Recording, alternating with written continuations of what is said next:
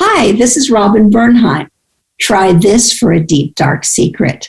You're listening to 80s TV Ladies Podcast. 80s TV ladies, so sexy and so pretty. 80s TV ladies, living out into the city. 80s TV ladies, often treated kind of working hard for the money in a man's world. 80s TV ladies. Welcome back.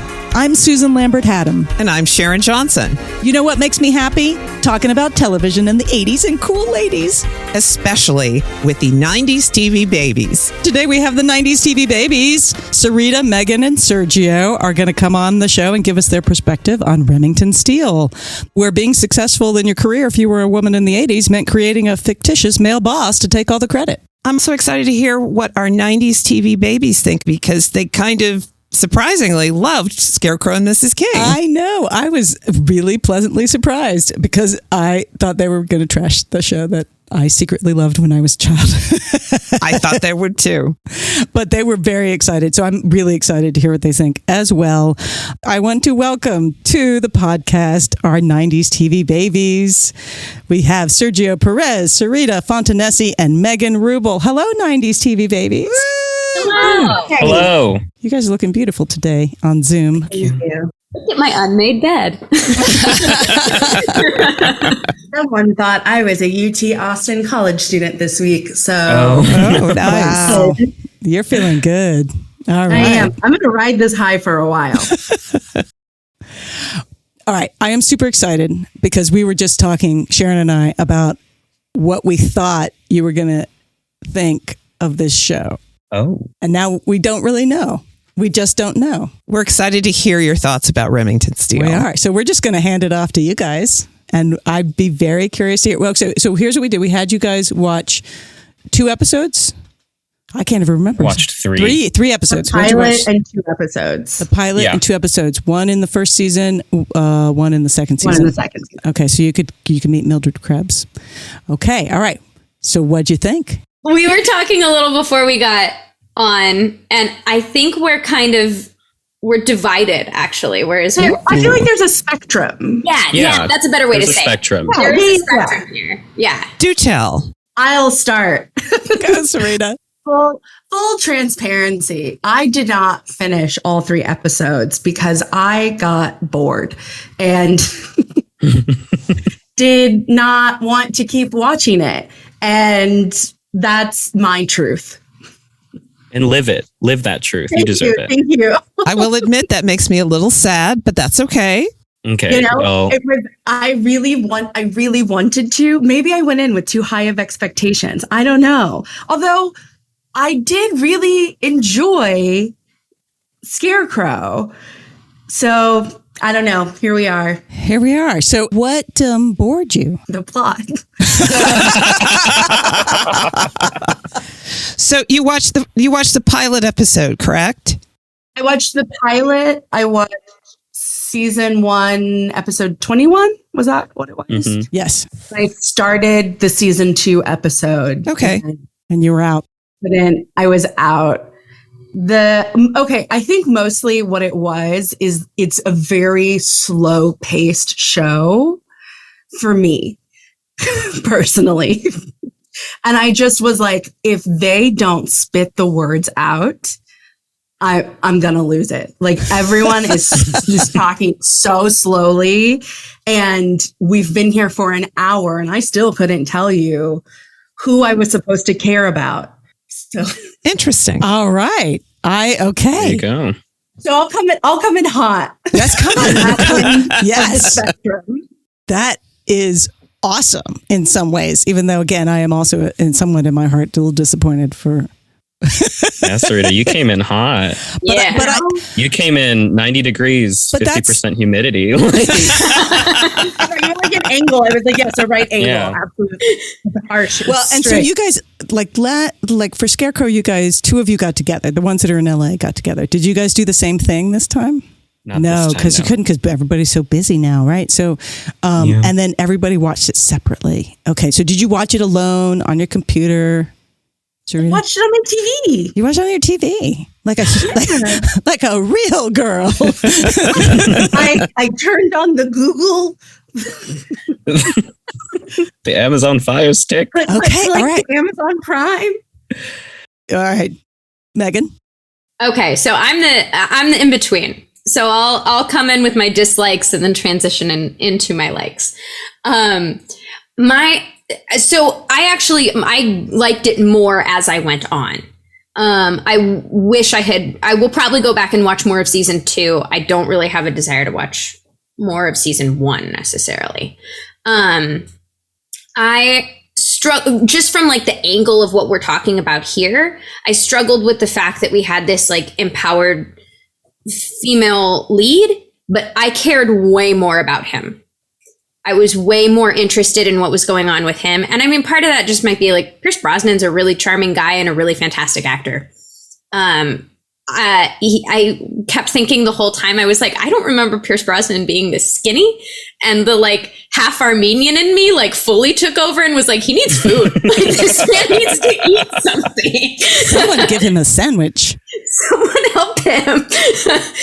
This man a protein shake. Yeah, no, he needs more than that. But yeah, struggled with that a little bit where I was like, man, I want to like and care about the female, but I also struggled, and less so in the episode that I watched of season 2, but I struggled with the fact that like she was supposed to be this incredible detective who just needed him as a front.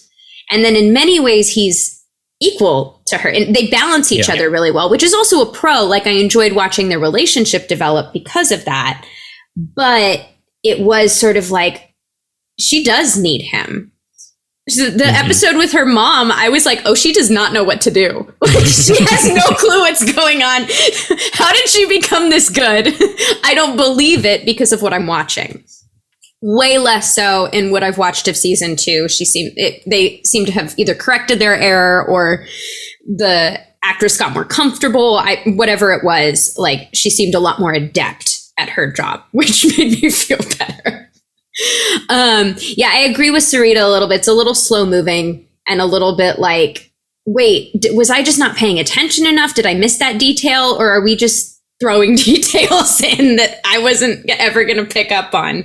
I really like, the thing I really like about episodics, like even growing up and like watching like Law and Order and things like that, is even if you don't solve the mystery that is presented to you at the beginning of the episode, if you go back on a good episode like that, the details are all there. And I didn't really find that that was the case each time. I was sort of like, oh, if I went back, I think I'd still be a little confused as to how this happened. Yeah.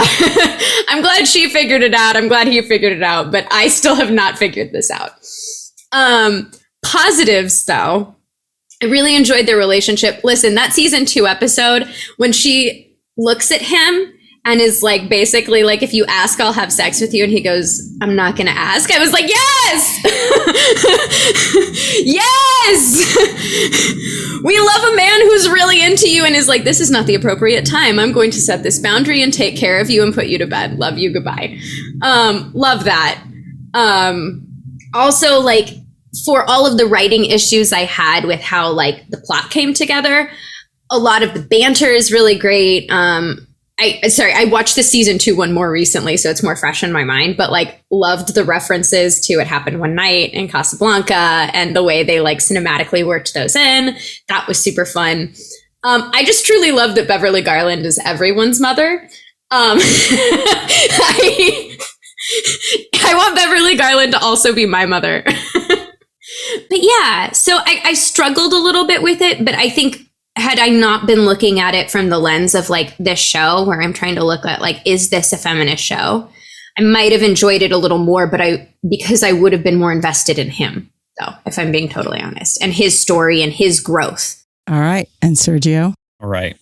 Pilot episode gets an 8. Okay. From me. It's a generous 8. I know. It's more on the side of like a. By the way, for those who aren't checking it on our Zoom, Serita gave a little side eye to that, or a lot of side eye. Yeah. I can't think of really, there are very few shows I can think of where I would give the pilot An 8. anything above like a 6.5. Okay. I Okay. think the Noted. pilot of Mrs. Maisel is actually better than everything else that came after. But I like Mrs. Maisel. That's not to diss it, but Episode 21, I'd say it gets like a 6 for me. That's where it dipped a little bit. I was like, I'm like, I'm okay with this. Like, they filmed on location at the Bonaventure, which was cool. I've been in that elevator. My parents got married there. Like, hello. So I felt a little kinship with that one. Episode 2 is the one that I have also watched the most recently, but also enjoyed the most of, because I think that it was less about like, oh, this is the thing that's happening right now. Like, these are the bad guys, these are the people you need to know. It was really just about like what kind of people Laura Holt and Pierce Brosnan's unnamed character as of now, like what their relationship is, and like how she is just like a woman with nothing to lose at this point now that her house is blown up. And yeah, I mean, like, I enjoyed it. This is also coming from somebody who consumes Marvel movies like the popcorn that I walk into them with. So take that however you will. Don't shame your liking. Yeah, Pierce Brosnan. That is interesting though, because Charming I'm man. not a Marvel movie fan either. Mhm. So I do think it's interesting that Sergio and I are like the two ends of the spectrum. Mhm. And it seems that like our like preferences are, I don't know that they're fairly different, but in this particular case, like Marvel, no Marvel, Yeah. 8, no 8s. So season 2, episode 2 gets another 8 from me. Yeah, I liked it. It was a good time. They were in the X Mansion at the very end, just walking through those hallways that like were so futuristic for an aircraft company. That was cool. I also like that in the pilot episode, the villain was literally Elon Musk, because he was this guy who was trying to peddle a car that no one wants and is also waiting on a shipment of gems that belong to the South African government. So I don't know. Maybe a time traveler wrote that episode, but felt on the nose. A guy named John DeLorean, who that character in the pilot was modeled after. There we are. Our There we 80s Elon Musk, if you will. There you go. Yeah. Who did, like, was he convicted of, he did some shady business, right? Like, yeah. Yes, he was charged and convicted with, I think it was like wire fraud, ultimately was what he was charged with. But he got himself caught up in a whole FBI sting operation situation. Oh, wow. I'm very impressed that you know that. Let that be a lesson. There's a podcast that I like called You're Wrong About, and they did an episode. Yes. There you go. Shout out to that podcast. Shout out to you making that connection. Sergio, that's a pretty good connection, though, because he was kind of the Elon Musk of our time. Not the only one, by the way, which is one of our problems now. Okay, so oh my God! All right, well, this is just throwing things into a tizzy, Sharon. I will admit, of the two shows, this one was by far my favorite.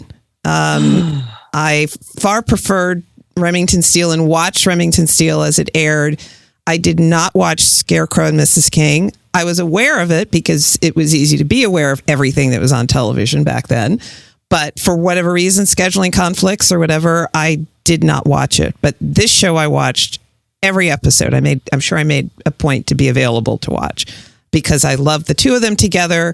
I love Laura Holt as a single woman who's unapologetically feminist and knows what she wants out of life. And frankly, I'm still trying to figure that out, but still was nice to see on television and was taking charge of their relationship. She's the one that was saying, these are conditions under which things are going to go forward with us. And unless and until that happens, we're not, this is as far as we go. And they also had a number of very frank, very adult, very calm conversations about that. very thing, which I also really appreciated. And I don't think I've actually seen on television since. Other than the blow up the house episode, season 2, I'm trying to remember what episode it was, which was an exceptional episode. They had some of that conversation, but they did only get a small slice of the show. But you got the show.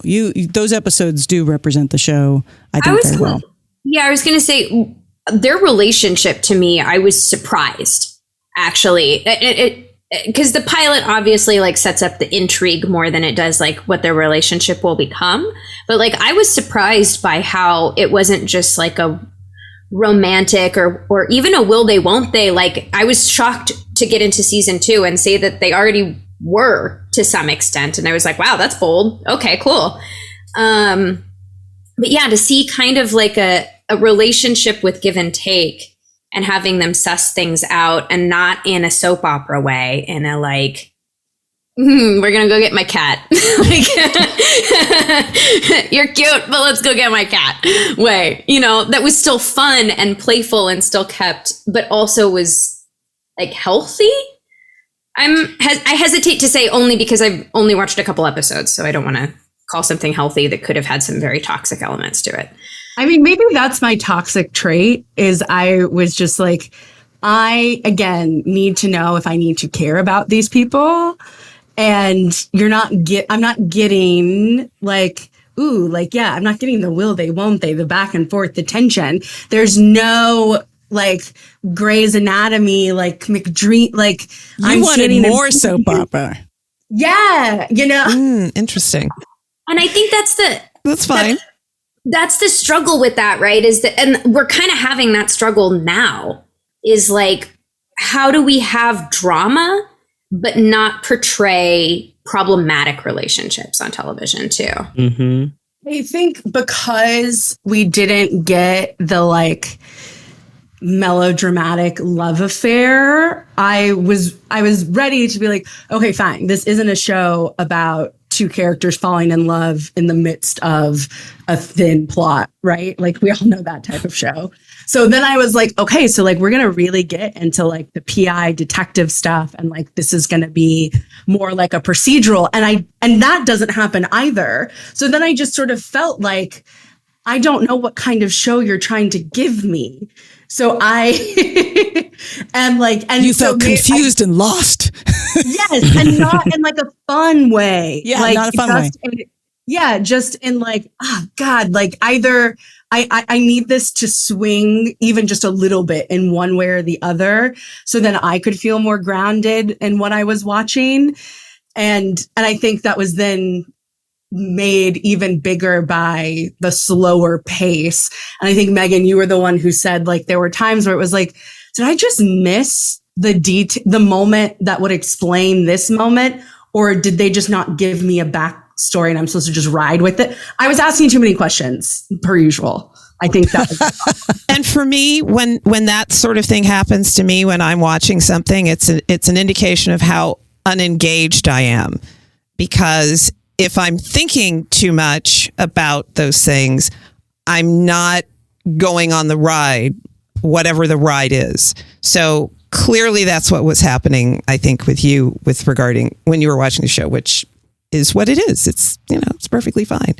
Another question that came to mind, though, based on something that Megan said, I would imagine you're all familiar with Pierce Brosnan before you watched the show. But how many of you had heard of or knew of Efrem Zimbalist before you watched this show? I actually watched this. I watched it with my dad and my sister. Mm-hmm. And so we're watching it. And as we're going, like, obviously everyone knows who Pierce Brosnan is. He was James Bond. He was in Mamma Mia. Like, everyone's like having a great time. They're like, oh my God, this is Pierce Brosnan. Great reference. So charming. My sister's going through it. And she's like, the most messed up thing about this is that she is also acting her ass off. And I have never heard of Efrem Zimbalist until today when I watched this with you. And I said, yes. And we went into her history. She went to Juilliard. She went to an all-girls high school and an all-girls middle school. Like, she is a woman with, like, she has the chops. Like, she has it. Extraordinarily talented. And she was a real joy to watch. And I was like, yeah, I had no idea who she was before this. But like, obviously, Susan, like, I like know her now because we've just been talking about her for months on months on months. And I'm like, but yeah. I was watching the show in the living room, like I said, on the television. And my husband came in and he's a huge James Bond fan, like has read the books, seen all the movies, has lots of thoughts and opinions about it. And he comes in and of course he launches into how Pierce Brosnan, It's okay. Pierce Brosnan. It's okay. Thank you. How people didn't like him as James Bond at first because they didn't think that he had the like edginess that Sean Connery brought to the role. Like he was going to be too soft and too just like pretty. Yeah. And I see that. And also, obviously, he did perfectly fine as James Bond. But in the show, I definitely, if I had seen him in the show and then was like, oh, and that person's going to become James Bond, I fully understand that concern because he definitely is like, just like a charming, pretty guy who can also do spy stuff in Remington. Wow, words are very hard today. Welcome to the party, Serita. Thank you for understanding. My brain has melted in this Texas heat. But yeah, like there wasn't, I can say like a thing that I did appreciate about him in the show is that he wasn't this just like tough know-it-all. I don't need a woman because I'm a big, strong man. Like there was a teamwork between them, or at least an understanding of we need each other to pull off the things that we want. And so, yeah, thinking about that character and then James Bond, I fully see how people would be suspicious, especially coming off of Sean Connery. I mean, not like Sean Connery is this like super rugged, like lumberjack, but you know, comparing them, I see why people would be hesitant. And my brother actually, who is one of the biggest James Bond fans that walks the earth, had exactly the same reaction when it was announced that Pierce Brosnan might be James Bond. He was not having it for that very reason. Once Pierce Brosnan became James Bond, he was perfectly fine with it. He said, but he just wasn't ready then. He was too skinny. That was one of the things he mentioned. So I totally get it. But until we started having this conversation, it didn't occur to me that. So when I watched the show as it aired originally, I knew of Stephanie Zimbalist, and like almost everybody else had no idea who Pierce Brosnan was. So I didn't have that, for lack of a better word, baggage coming in when I'm watching it. And maybe that allowed me to see them both on the same level because he was a blank slate to me. He was this gorgeous, extraordinarily talented, extraordinarily funny, extraordinarily, he could do it all kind of actor, especially had that great accent too. What's not to like about that? But if you're coming in with all the other things he's done since in your head and you have no idea who Stephanie Zimbalist is, that's not going to help in terms of, I think, getting you into Remington Steele. So that's so interesting. It's so interesting. She was number one on the call sheet. It was her show.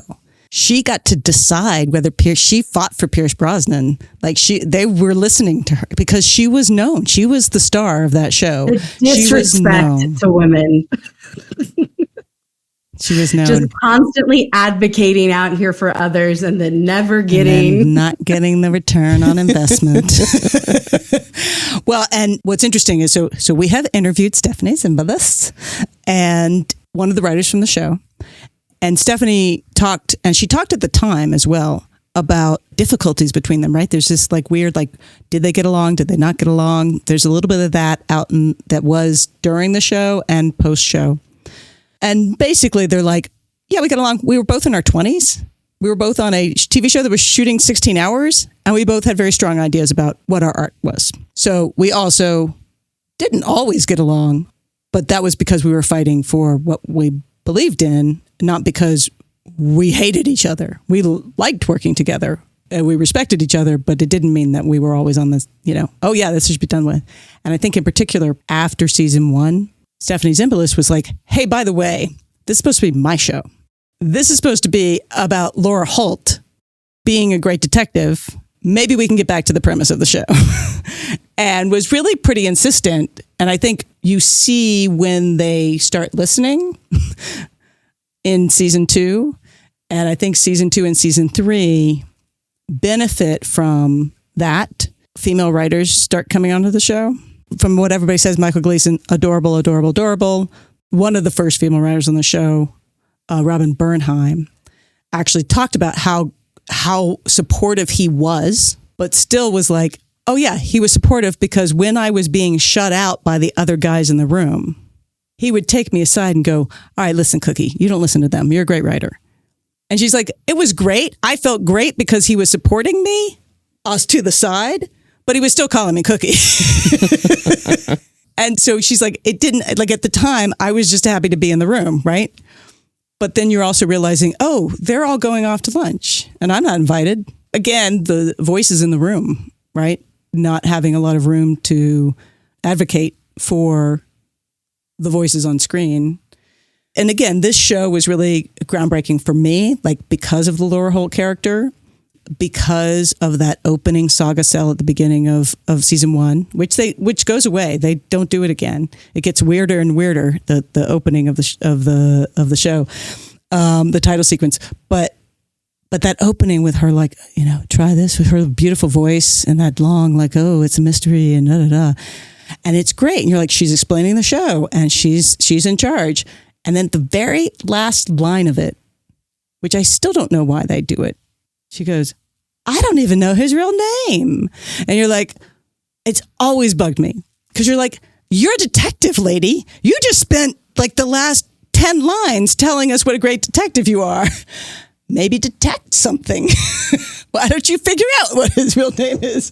It's always bugged me. I don't think I fully realized how much that irritated me until right now. And I think that is what set me up for failure with the show. Because I was like, in what world are you a detective and you don't know this man's name? Do you know the amount of sleuthing I have done to find out more than a man's name? Like, I just...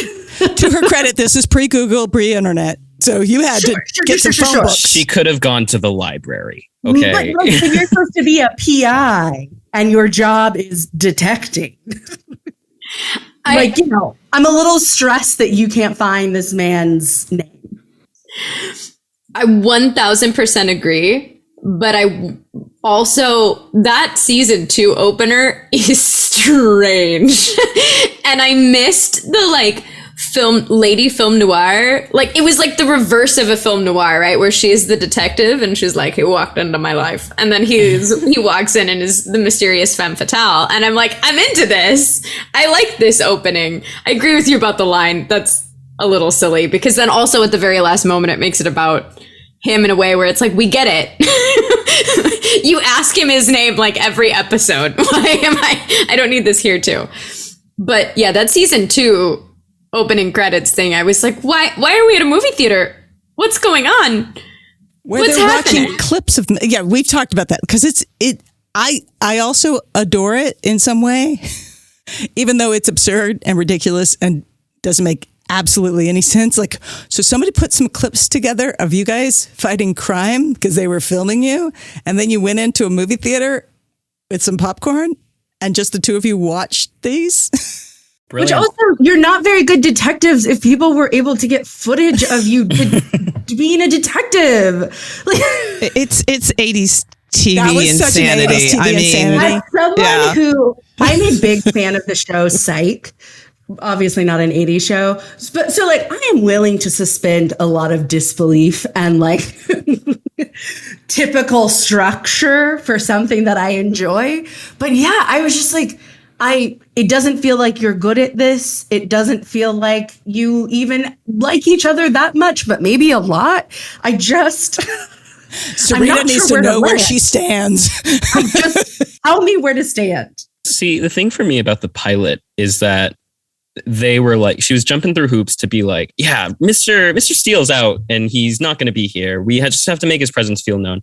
And then Pierce Brosnan, whose character at this point is still unnamed, and I don't know if I'll ever find out, just walks onto set one day and is like, yeah, this is my joint now. And then it like just there was never a moment of like, yeah, see, she can pull off just as Laura Holt with Remington Steele somewhere else, and no one's going to ask her any questions about it. Right from the jump, it was, okay, now Pierce Brosnan is here. Now she has to deal with him. And now you see like her cracking under the pressure of like, oh, Remington Steele is now here.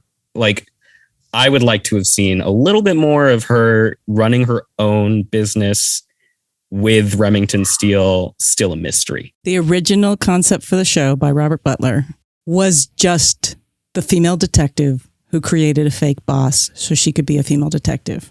Then everybody's like, oh, it's not ready. And it was like the 50s or 60s. He's like, wouldn't this be great? And he was a huge director. He directed like a ridiculous everything, right? And so they're like, oh yeah, that's great. Little director, you had an idea. Good for you. Not yet, right? Lady running the things. We only do that once. Mary Tyler Moore comes on. He brings it back to MTM. And they're like, all right, we're going to team you with Michael Gleason, who's a writer. And again, Michael Gleason's not wrong that they needed something else. It's it's a really great idea that then, and then Trouble walks in the door, right? And then this guy walks in and is basically going to be the face. Like, it adds a lovely, clever thing. It adds a whole other layer to a show, gives you a lot more to work with. These two people instead of one person, but it's not the same show. And it's not at all a better feminist show. Yes. Again, I actually think I would have enjoyed it a lot more if there had been no Remington Steele and it was just half farce, her trying to cover up Keep for it going. Yeah. Yes. That's the fun of Psych. He's not really a psychic detective. And I guess the tension is the fact that his dad is a retired cop and could out him at any moment. So, and I assume that is the purpose of bringing the guy in to be like, well, and then now there's going to be a real person who plays a fake person. And we also have to unravel his story and keep her charade going. And then add in this element of love, romantic possibility, but wanting to keep it very professional, whatever. And so I feel like I never really, and again, I've watched 2.5 episodes, so I take this for a grain of salt. You're talking about the show like you watch more than 2.5 episodes. Well and done. That's the power of confidence. But if you had shown me a show that was just her trying to fake it, that would have been a lot of fun. And I think we could have found some really great women's empowerment when she inevitably gets caught by someone somewhere along the way and then can be some big speech of but I've been doing it all by myself the whole time. Pay attention to the woman behind the curtain. Right. Or if it had always been billed as, and I guess it kind of was because this comes out in the pilot, but if it had always been this male female buddy cop type of detective situation, that could have been a fun show. And we could have had some really great women's empowerment of how she checks him and how she does get to be a really great detective regardless of if he is involved or not, and having to force him to reckon with, you are here because people will listen to you solely because you're a man, not necessarily because of your talent or skill. That's okay, yeah, let's dig into that. But then they just did it all and they lost me. They lost her. Well, they do again. Yep. What you're asking for is in other episodes of the show. Yeah.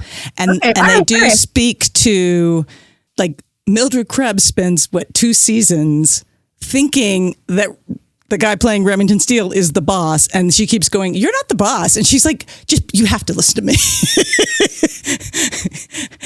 Until finally she gives up the ghost. And then basically Mildred is on her side. Then from then on out. That sounds very fun. In general, the purpose of the pilot to me is pilots rarely are perfect, but there should be something there that makes you say, I want to see more of this. That's what you're looking for. Do I want to spend more time with these characters in this situation? And to me, that's what the purpose of the pilot is. And it either works for you that way or it doesn't. Having said that, there have been many pilots that I've seen that I went, no, I don't think so. And then it turns out to be a great show. Blackish is one of them. I was not sold on the pilot, but I loved the show subsequently. There have also been many shows that have had great pilots, but then the show turned out not to be so good. Another one that comes to mind was one that was on ABC called Mr. Mayor. Fantastic pilot, but they didn't quite know what to do after the pilot, and it just barely made it through one season. But at the end of the day, again, the whole purpose of the pilot is to get you to say, I want more of this. And it either does that for you or it doesn't, whether it be the setting, whether it be the characters, whether it be the actors. I mean, I've watched a lot of shows that aren't that great, but because of an actor or two, I'm here for this because I love that person, that actor. Love to watch them perform. So yeah, as I've said, this is one of my favorite 80s shows, and everything is not for everybody. So. And mine too. And it's funny because we don't all like we're not always in agreement, but there was not a character like Laura Holt on 80s television at the time. There just was not. There was not a woman that was independent, unmarried, and career focused in a way that looked fun and like, oh, that's what she's getting exactly what she wants. And she's crafting a path for herself to achieve her goals. And even when people show up to distract her from that, she still always comes back to that. And so that was very powerful for a lot of women, business women, a lot of women that were trying to find a way through, that really were not interested in getting married and were not interested in, and there weren't a lot of shows. There were divorced people. There were, like Scarecrow, Mrs. King, where it's like, oh, I thought I was going to do this and then I'm going to fall my way into a career. I love Scarecrow, obviously, and Mrs. King, but it's a different kind of character. And so now he brings us to our question. Is it really feminist and is it progressive? Megan, go. Pick the most uncomfortable looking person. I did. The power of Zoom. To follow up on our Scarecrow, Mrs. King point, I'm going to take care of the easy one and ease myself into the harder one. It is certainly not intersectional. Unfortunately to be expected, but unfortunately it's true. Yes. Okay, so had you not just said what you said, I think I would have been more on the fence. But yeah, I think it is feminist in the same way that I think Buffy is feminist, like coming from the 90s, in the same way that I think Buffy is feminist, in that like, if I'm putting this on the lens of this is the time period I have to work with, this is revolutionary. Yeah. This is something that does not exist. This is an example of a woman I'm seeing that I don't get to see anywhere else. Now, not so much. I can pick a lot of different types of women that are like independent and give up love or give up other things in order to pursue a career and decide to be focused on that. So I wouldn't say progressive, but like if I'm transporting myself back to the 80s, I'm like, hell yeah, I want to be this woman when I grow up. Like this is feminist to that period. That feels like kind of a cheating answer. No, it's okay. It's a good answer. It's fine. Yeah. Because there is really no right or wrong answer to this question. Yes, we did not agree exactly on this question, and neither did Melissa. We were on the spectrum. Let's put it that way. Too. All right. Sarita? I would disagree with Buffy. I do think she holds up in today, but that's another podcast. Sequel. I think, but to that point though, I do think that in terms of the time and place and space of this show, yes, there's a woman lead who, as confused as I might have been, her main priority is not to get a man, and especially for the time, revolutionary. And knowing more about the behind the scenes of the show, I am much more intrigued. in her arc and her journey. Obviously it's not intersectional. Everyone's white. Everyone's like British. So like the whitest of white. Everyone is so white that and like so the same look that I got confused a couple of times. I think that was also part of who am I supposed to care about? I just was getting confused. Would I say it's progressive? Like, no, or at least not under a modern lens. But still, regardless of whether it's a show that I would have tuned into every night, I do think it is a show that was serving an important purpose in its time of, just giving women a space to be the center and to be the like main focus. So another great non-answer. That's all right, Sergio. For the time, I mean, the lines were written very explicitly. There were a lot of points of just like, oh, see, I'm not here to talk to a secretary. And she's like, actually, I'm not the secretary. Like, they were very explicit about what her relationship to work was and the people and how they perceive her as a woman in this, like, is there a detective industry like in this industry? Where it was at like the time there was. Yeah. It was all detective shows. Yeah, that's what I've gathered. Like a lot of the things about like, oh, did you ever think that have you ever wanted your talents recognized or your efforts to be applauded the same way? And she was like, she didn't, I don't remember what her answer was. But yeah, I will say it was feminist for the 80s. Is it progressive? Yeah. I'm sure that it inspired many people. I'm sure that a lot of people tuned in and were like, yeah, this is great. Maybe I do need to recognize a woman. Maybe I do need to buy my wife flowers and be like, hey, sorry.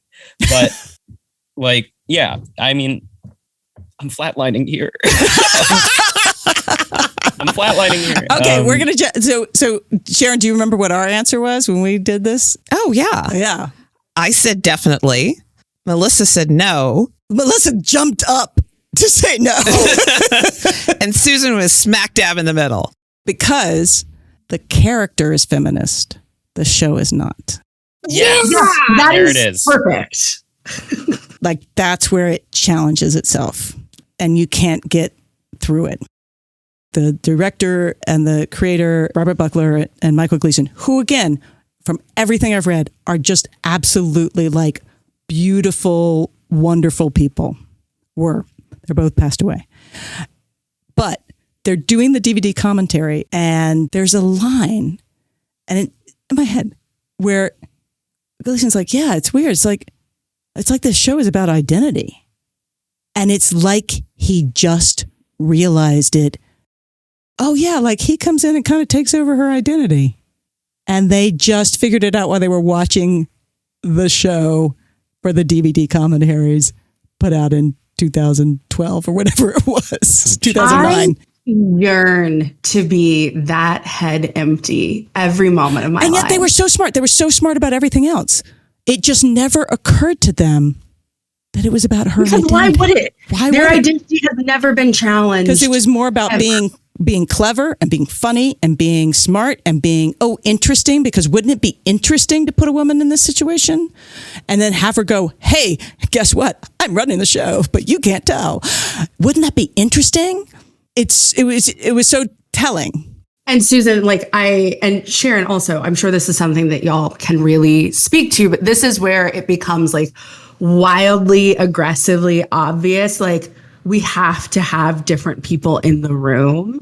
And this is nothing about them other than maybe 20 years later, they were having a revelation that probably all of us on this call have had to have much sooner, of like, oh, identity is important and it matters and it's meaningful and is impacted by the environment around me. And it shapes the way that people see me and how I can show up in spaces. And so it's like, yeah, guys, she's not just quirky. Like this was like a radical idea that a woman could both in television and then within the world of the show, be the center of the universe and it have nothing to do with who she's going to sleep with. Well, the other thing I'm thinking about from what Susan has said, though, is the intention more important or the outcome? In other words, these guys maybe didn't intend to write a show, a feminist show, but in my opinion, they did. Whether that was their intent or not, I don't care. I care about what I saw, what I got out of it. Because there are many, there are examples of people with intention of doing something and it turns out not so great. I'm not as concerned about the intention as I am about the result. And the result for me was that as someone who was about Laura Holt's age at that time, to see this woman on television, this character on television, meant more to me than whatever the intent was behind the scenes, whatever their realization or understanding of what they were doing was behind the scenes. Because perhaps at that time, all things considered, if they had realized, maybe they wouldn't have done it. Maybe I wouldn't have gotten Laura Holt. Well, so I think there was some like, oh yeah, women can do things. Like I think they would have considered themselves pro women, right? Like I work with women, sure, Like we put everything into the media we consume. Those are the characters. Like I recognize myself in that character, and I'm cheerleading that character because I recognize something. It's not always our whole self. Mm-hmm. It's whatever we can have. And that character of Laura Holt definitely like gave women confidence to continue to do what they were doing and to do it with more confidence, for sure. And women have talked about that. And Stephanie Zimbalist, she's like, the women that I meet that are like Laura Holt was like a huge person for me. They're these amazing women. They're these scientists and doctors and lawyers and judges. And they're so impressive. These women that come up and go, oh my God, Laura Holt, she was my everything. She was my star, right? Like, because I saw myself in her and I saw more of myself in her than I saw in other forms in the media. Because we're so desperate, right? For an identity, for some tiny sliver of, wait, that's me. I can be that. And yeah, so I do think that character really did kind of slide in there and become resonant, particularly for our generation. Mm-hmm. And now again, it feels like, oh, that's sweet. Which is good. It's good, right? Like there are more representation. There's better representation. Trust me, not every episode is a gem because they were writing, 22, 24, 26 episodes a season, cranking them out. I mean, but I love the fact that this character exists and that existed at the time and it still exists today. I'm trying to find the name of that episode that Stephanie co-wrote from season 3. She co-wrote an episode in season 3 with Robin Bernheim, who came on as a guest writer because Stephanie said, hey, I know a writer, and brought her on the show. And then she stayed on the show and was an executive story editor by season 5, and now is still working today. She's the executive producer and writer of the Princess Switch movies on Netflix. Absolutely. It's episode 20 from season 3. It's called Steele in the Chips.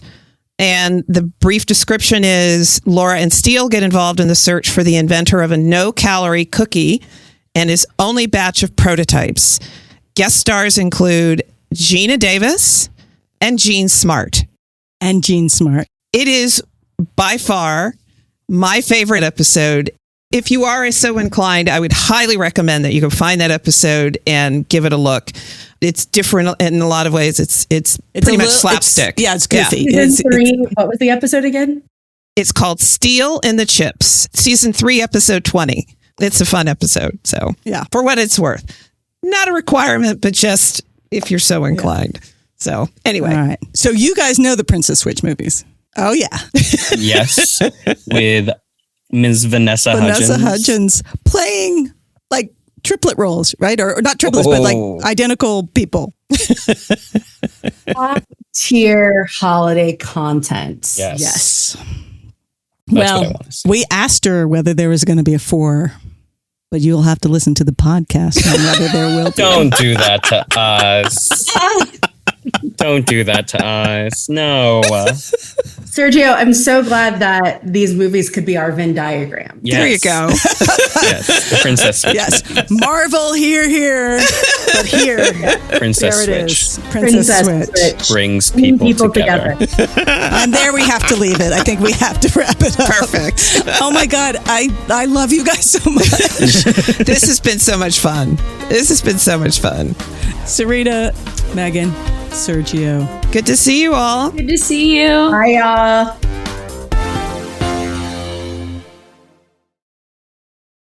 Welcome back. So we've been asking for questions from our listeners about if they had any questions about Remington Steele, and some have come up.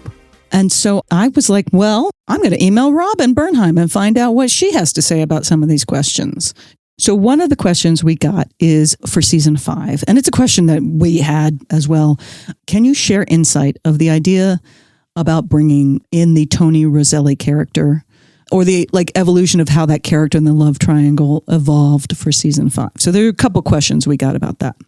And the answer for Robin Bernheim is, bringing in Jack Scalia was born out of the need to come up with a new love interest for Laura because of the possibility that Pierce would not renew his contract after season 5.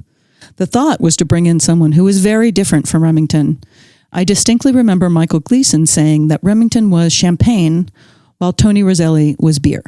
Stephanie did have final approval on the casting choice and went to lunch with Jack before his deal was finalized. She liked him very much. That doesn't surprise me, I guess, in terms of what some of my thoughts were in seeing about his casting in the show. So that makes perfect sense.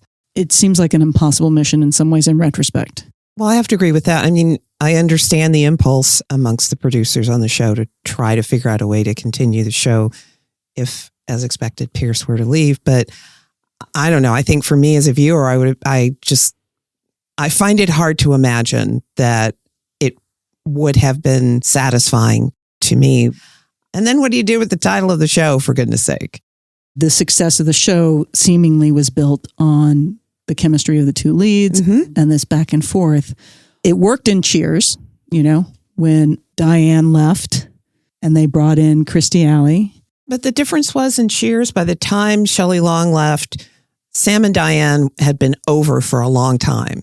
So there had been a transition from them when they first got together at the end of the first or second season, and then they broke up and they were apart for a long time. There may have still been some tension between the characters, but they weren't still a couple where Remington and Laura were.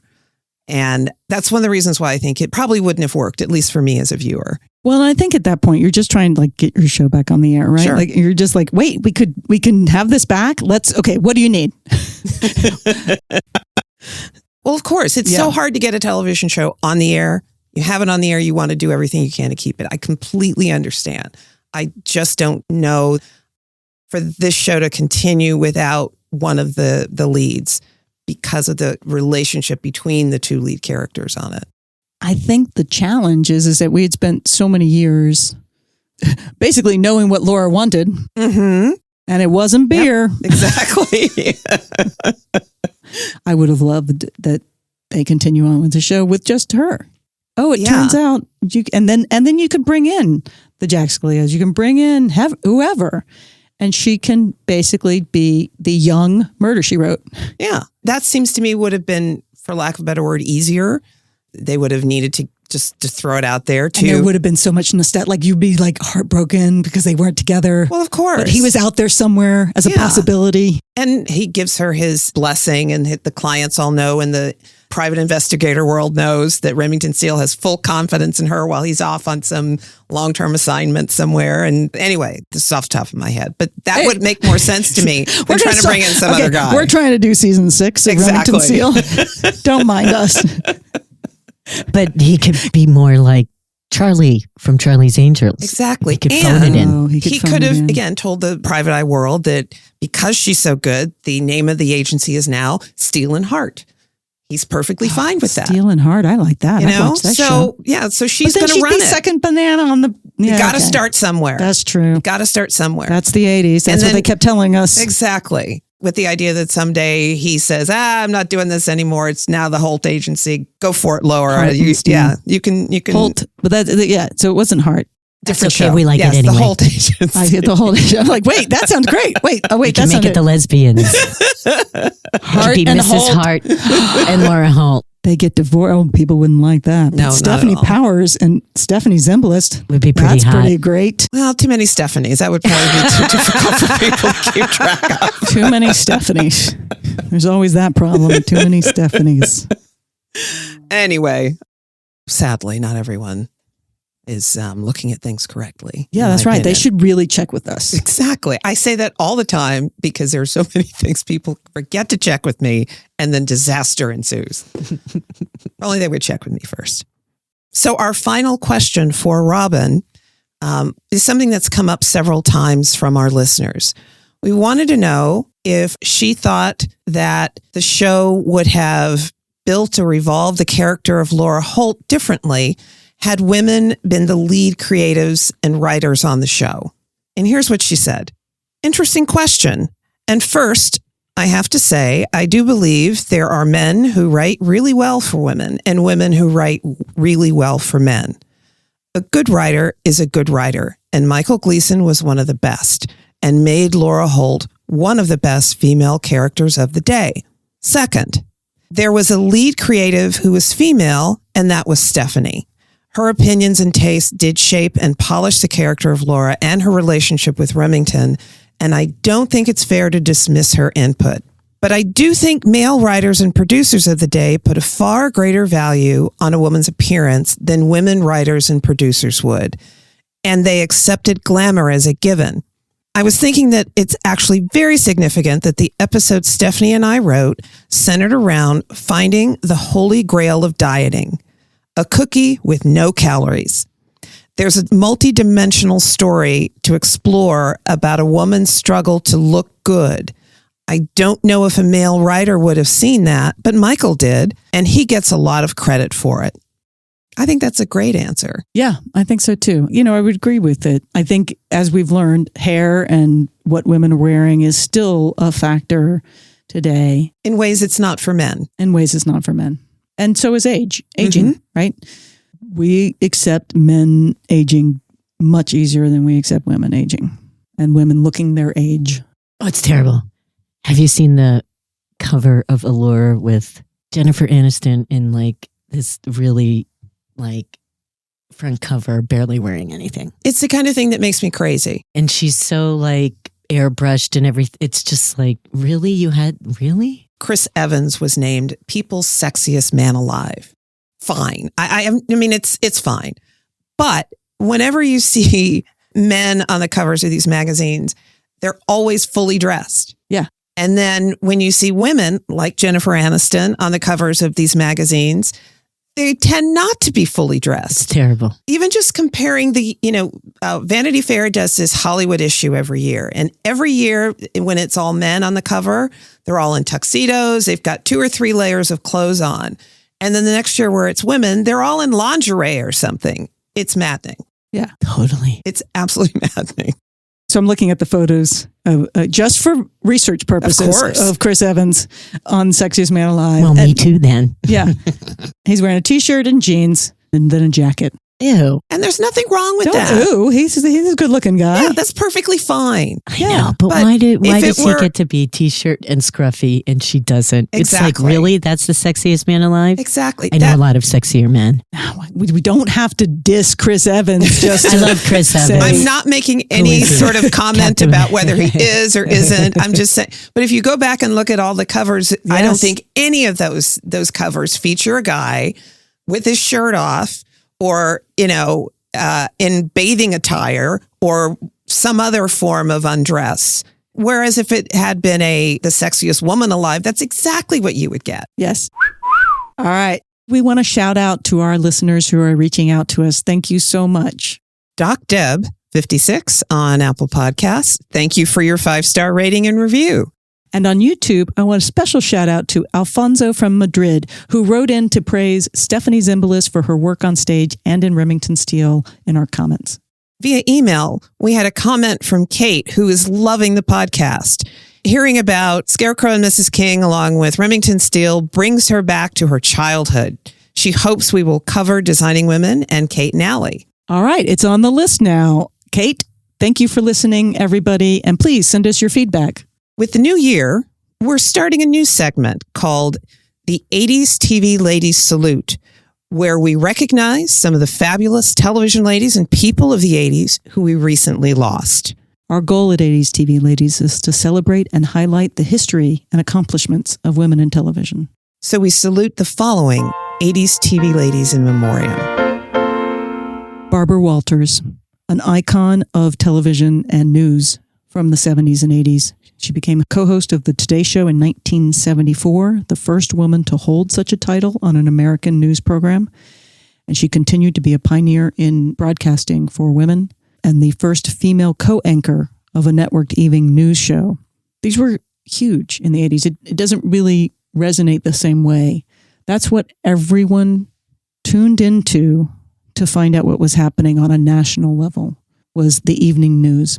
And Barbara Walters was the first female co-anchor, and her interviews were really startling. You should go back and check some out.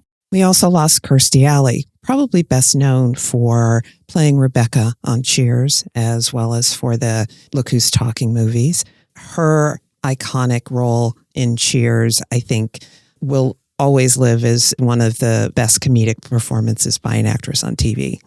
And Irene Cara, the songwriter, singer, and actress who gave us mostly fame and everything else.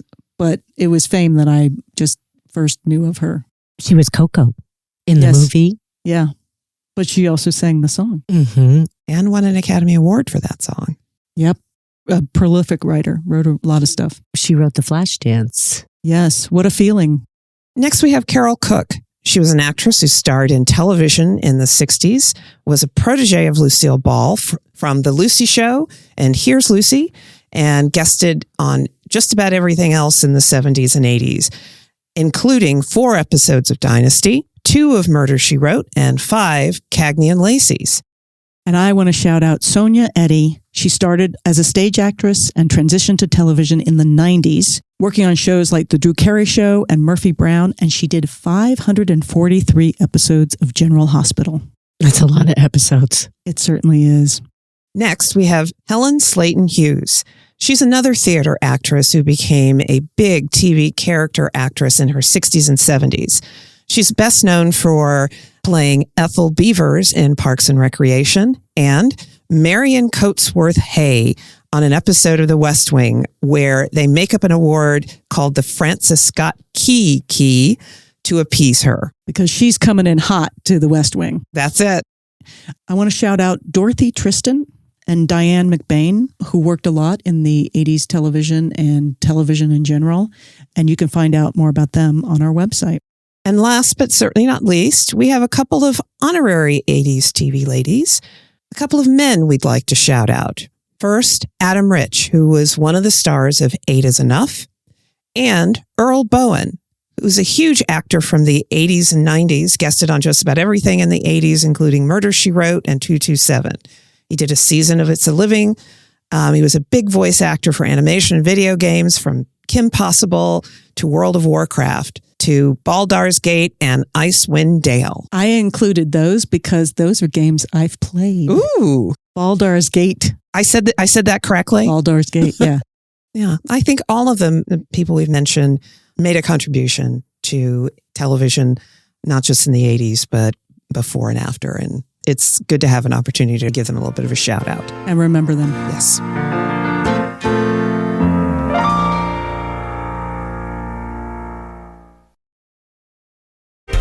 All right. Next time, we're going to have one of the top stunt women in Hollywood on our show, Sharon. Awesome. Debbie Evans. She was Stephanie Zimbalist's stunt woman on Remington Steele, and she's a stunt driver and performer on The Batman, the Fast and the Furious movies, Matrix. She's like crazy exciting. Oh, so exciting. So we hope you'll join us for our next episode. And right now we are deciding what show to cover next. Should we do a comedy, a drama, another detective dynamic duo show? Tell us what show we should explore next at 80stvladies.com. We hope 80s TV Ladies brings you joy and laughter and lots of fabulous new and old shows to watch, all of which will lead us toward being amazing ladies of the 21st century.